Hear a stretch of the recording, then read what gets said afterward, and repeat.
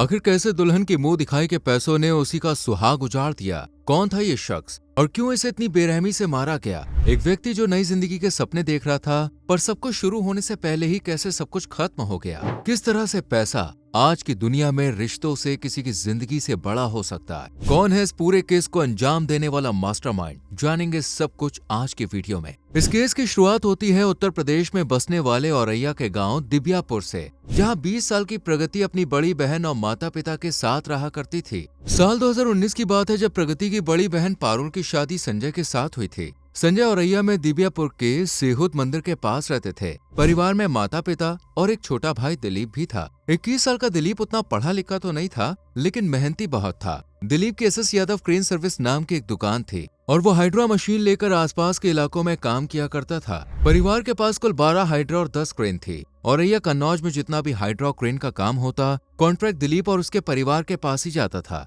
जिस वजह से पैसों की कोई कमी नहीं थी। पारुल भी यहाँ पर बहुत खुश रहती थी, इसलिए मायके में जब प्रगति की शादी की बात चली तो परिवार को सबसे पहला शख्स दिलीप ही याद आया। लड़के में कोई कमी नहीं थी, मेहनती था, पीने का शौकीन भी नहीं था और हर माँ बाप की तरह प्रगति के घर वाले भी चाहते थे कि उसे एक अच्छा जीवन साथी मिले। वहीं दिलीप के परिवार को भी अपने छोटे बेटे के लिए पारुल जैसी बहू चाहिए थी। पारुल के आने के बाद परिवार में खुशियां थीं, इसलिए उन्होंने प्रगति को अपनी बहू बनाने के लिए फौरन हाँ कर दी। इसलिए प्रगति और दिलीप की शादी दोनों परिवारों की रजामंदी से तय कर दी जाती है। हालांकि प्रगति इस रिश्ते के लिए मना कर रही थी, लेकिन परिवार के समझाने पर वो तैयार हो जाती है। जबकि दिलीप, जो अक्सर काम बेकाम अपनी भाभी के घर जाता था, उसे भी प्रगति अच्छी लगती थी। दोनों के बीच दोस्ती जैसा पवित्र रिश्ता भी था, इसलिए उसने भी फौरन इस रिश्ते के लिए हामी भर दी। और 5 मार्च 2025 को आखिरकार वो दिन भी आ गया जब दोनों 7 फेरों के पवित्र बंधन में बंधने जा रहे थे। ढोल नगाड़ों की गूंज, फूलों से सजा मंडप और खुशियों में डूबे चेहरे माहौल बना रहे थे।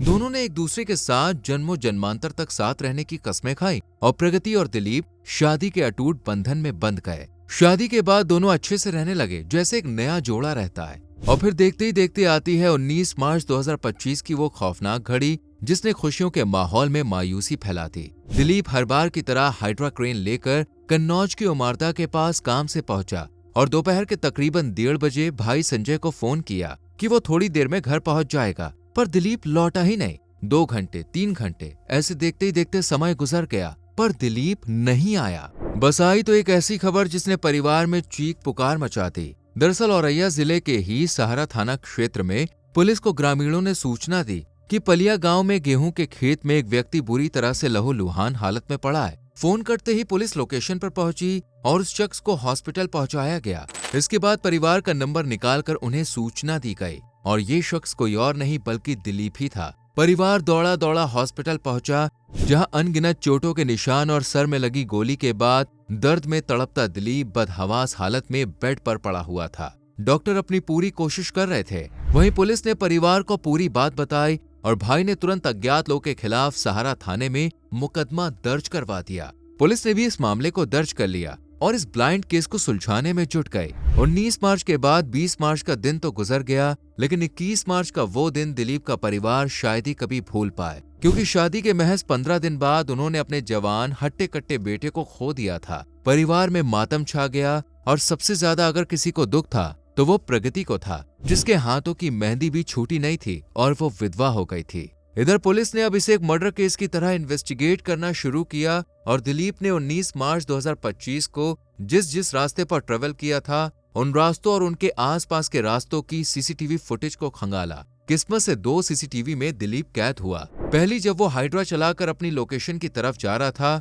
और दूसरी जब वो वापस आ रहा था। पुलिस ने देखा कि वापस लौटते हुए दिलीप हाइड्रा से नहीं बल्कि 2 लोगों के साथ बाइक पर बैठा हुआ था। ये लोग उसी लोकेशन की तरफ बढ़ रहे थे जहां से दिलीप की लाश बरामद हुई। इसलिए पुलिस को ये समझते देर नहीं लगी कि उनका विक्टिम यही है। हालांकि सीसीटीवी में दोनों के चेहरे कुछ साफ नजर नहीं आ रहे थे, इसलिए डम डेटा का सहारा लेते हुए पुलिस ने अपने खबरियों को काम पर लगा दिया और जल्द ही इस केस में रामजी नगर का नाम जुड़ गया। ये वही शख्स था जिसके साथ दिलीप उस दिन बाइक पर बैठकर जा रहा था। अब पुलिस ने तुरंत रामजी नगर की तलाश शुरू कर दी और उसके खुफिया ठिकाने पर भी जा पहुंची। जहां से रामजी नागर के साथ साथ अनुराग यादव नाम का एक दूसरा शख्स भी हाथ लगा। दोनों ने कुछ देर तक तो पुलिस को घुमाया, लेकिन जब पुलिस का डंडा चला तो इस केस पर पड़े सभी पर्दे एक के बाद एक उठते चले गए। असल में रामजी नागर तो सिर्फ एक मोहरा था। दिलीप को मारने की असली साजिश तो खुद उसकी नई नवेली दुल्हन प्रगति ने रची थी, वो भी अनुराग यादव उर्फ मनुज के साथ मिलकर, क्योंकि ये दोनों एक दूसरे से प्यार करते थे और ये सिलसिला साल 2021 से ही चला आ रहा था।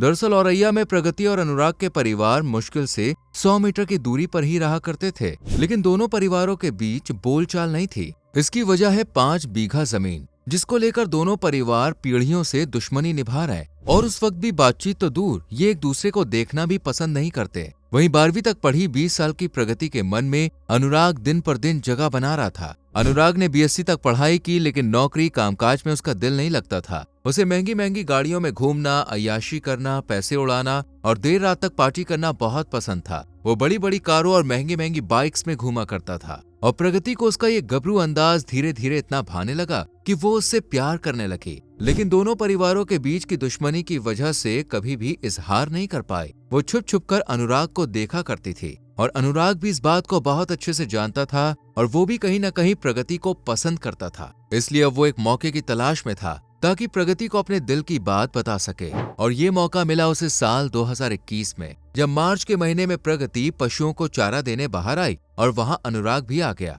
उसने एक चिट में प्रगति को अपना नंबर दिया और फोन करने को कहा। प्रगति के पास फोन नहीं था, इसलिए उसने रात को सबके सोने के बाद अपने पिता के फोन से अनुराग को फोन किया और दोनों के बीच घंटों तक बातें हुई। और बातों का ये सिलसिला रोजाना यूं ही चलता रहा। गिफ्ट्स एक्सचेंज हुए और प्रगति अपनी मौसी के घर से मंदिर जाने के बहाने अक्सर अनुराग से मिलने भी जाने लगी। दोनों के प्यार की कहानी इतनी आगे बढ़ गई कि अब ये दोनों एक साथ रहना चाहते थे। प्रगति को अनुराग के जैसी बिंदास जिंदगी चाहिए थी, इसलिए उसने किसी भी कीमत पर अनुराग को ना छोड़ने का फैसला किया। वहीं अनुराग भी प्रगति के साथ खुश था, लेकिन इस रिश्ते से सबसे ज्यादा अगर किसी को नाराजगी थी तो वो थे इनके परिवार। हालांकि दोनों फैमिलीज के सामने बात खुलकर नहीं आई, लेकिन प्रगति का परिवार समझ चुका था कि उनकी बेटी अनुराग को पसंद करने लगी है और वो ऐसा कभी नहीं चाहते थे। इसलिए उन्होंने प्रगति की शादी दिलीप के साथ तय कर दी और प्रगति भी मान गई, क्योंकि वो जानती थी कि जिंदगी भर मौज मस्ती करने के लिए उसे पैसों की जरूरत है और वो पैसा फिलहाल दिलीप के पास है। इसलिए 7 फेरे लेते हुए जहां दिलीप साथ जीने मरने की कस्में खा रहा था, तो वहीं प्रगति उसी को मारने का सपना देख रही थी। उसे पहली शादी तोड़कर दूसरी करनी थी, लेकिन साथ में दिलीप का पूरा पैसा भी चाहिए था और अब वो ज्यादा इंतजार नहीं कर सकती थी, क्योंकि अनुराग से दूरियां उसे खल रही थी। हालांकि वो अनुराग से अब भी फोन पर बातें किया करती थी, लेकिन उसके लिए दिलीप सबसे बड़ा कांटा था, जिसे वो किसी भी कीमत पर अपनी जिंदगी से निकालकर बाहर फेंकना चाहती थी। इसलिए उसने खुद अनुराग को दिलीप को मारने का आइडिया दिया। असल में 6 मार्च को विदा होने के बाद 10 मार्च को प्रगति अपने मायके फफूंद होली मनाने के लिए वापस आई और फिर यहाँ पर रहने लगी। इसी बीच वो अनुराग से भी मिली और उससे कहा कि दिलीप के पास बहुत सारा पैसा है और अगर वो दिलीप को रास्ते से हटा देते हैं तो बाकी की जिंदगी दिलीप के पैसों से बहुत ही आराम से गुजार पाएंगे। अनुराग जो खुद निठल्ला था, ऐशो आराम से रहना चाहता था, उसने प्रगति की बात से इत्तेफाक रखते हुए हामी भर ली। लेकिन इस काम के लिए उन्हें कॉन्ट्रैक्ट किलर की जरूरत थी और उसे देने के लिए पैसों की भी। अनुराग ने जब पैसों की बात कही तो प्रगति ने तुरंत कहा कि उसे मुंह दिखाए में तकरीबन 1 लाख रुपए मिले हैं, कुछ जेवर भी हैं तो काम हो जाएगा। अनुराग ने भी अपने ही दोस्त रामजी नागर को इस काम के लिए मनाया और वो मान गया। रामजी नागर शुरू से ही गुंडा प्रवृत्ति का इंसान था और अनुराग को सही मायने में गलत रास्ते पर भेजने वाला भी यही शख्स है। रामजी नागर कुछ दिन पहले ही गैंगस्टर एक्ट में जेल से छूटकर बाहर आया था और उसके खिलाफ पहले से ही 10 केस दर्ज हैं। उसने 2 लाख में दिलीप की सुपारी ली। इसके बाद 19 मार्च को अनुराग पलिया गांव के पास ही था, जहां से दिलीप वापस लौट रहा था। उसने हाथ का इशारा करते हुए रामजी नागर को दिलीप के बारे में बताया। इधर दिलीप भी कुछ खाने के लिए पलिया गांव के ही हाईवे के पास एक ढाबे पर रुका, जहां रामजी नागर अपने एक साथी के साथ पहुंचा और झूठी कहानी बनाई कि उसकी गाड़ी आगे नाले में फंस गई है और उसे निकालने के लिए दिलीप की हाइड्रा की जरूरत है। इस काम के बदले रामजी नागर ने दिलीप को अच्छे खासे पैसे ऑफर किए तो दिलीप भी मान गया कि घर जाते जाते कुछ कमाई हो जाएगी, इसलिए वो अपनी हाइड्रा की तरफ जाने लगा। लेकिन दिलीप ने उसे अपने साथ बाइक पर पहले लोकेशन पर चलने को कहा। दिलीप भी राजी हो गया और दोनों के साथ बैठकर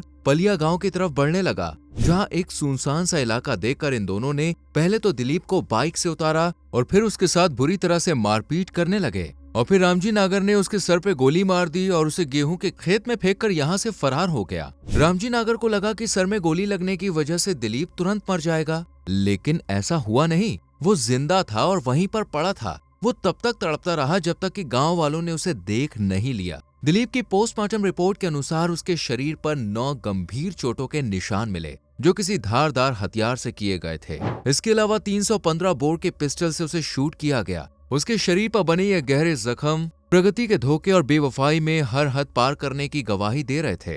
इस खुलासे के बाद पुलिस ने जरा सी भी देर न करते हुए प्रगति को भी गिरफ्तार कर लिया। फिलहाल प्रगति, रामजी नागर और अनुराग यादव जेल में है, लेकिन पुलिस अभी भी इन्वेस्टिगेशन कर रही है, जबकि दिलीप का परिवार पूरी तरह से टूट चुका है। खुद प्रगति की बहन ने अपने देवर के लिए फांसी की सजा की मांग की है। हालांकि इन्हें क्या सजा होती है ये तो आने वाला वक्त ही बताएगा। आप हमारी वीडियो को लाइक और शेयर जरूर करें और ऐसे और केसेस को जानने सुनने के लिए चैनल को सब्सक्राइब करके बेल आइकॉन प्रेस करें, जिससे आने वाले केसेस आपसे मिस ना हो। मिलते हैं आपसे अगली वीडियो में।